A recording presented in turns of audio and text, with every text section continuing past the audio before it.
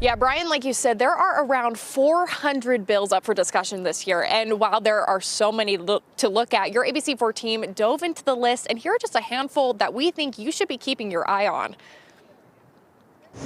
Today marks the beginning of the 45-day-long Utah legislative session, where this year hundreds of bills are on the agenda. Now, here are just 3 bills sure to be at the forefront of your mind. So HB 253 basically makes a distinction between boys and girls and says that the biological at birth boys can't use the girls' restrooms or changing rooms or locker rooms, and vice versa. Representative Phil Lyman, who is the bill's sponsor, says this bill is set to make it considered trespassing if someone identifying as a different gender, other than their reproductive role as determined at birth, to enter a bathroom or changing room at both public schools and universities.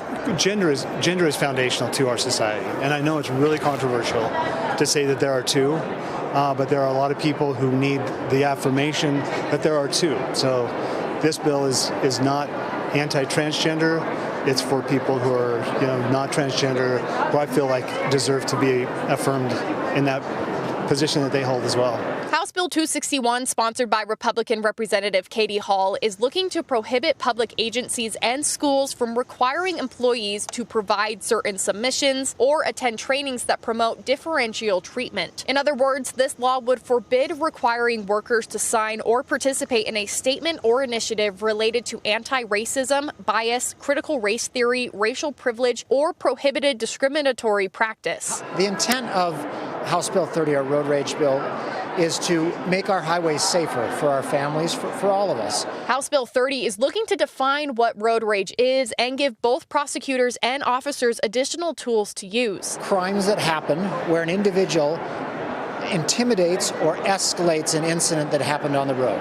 If they commit a crime and then after they commit the crime, they escalate or intimidate another driver, then it would be eligible for a road rage enhancement. This enhancement, Cutler says, would allow a judge to take away the person's license faster or allow troopers to impound a vehicle.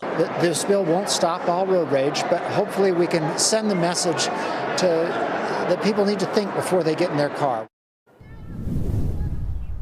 Now, like I said earlier, this is just a handful of the over 400 bills legislators are looking at this session. So we'll be continuously covering this and keeping you updated both on air and online at abc4.com. Reporting live from the Utah State Capitol, Annika Johns, ABC4 News.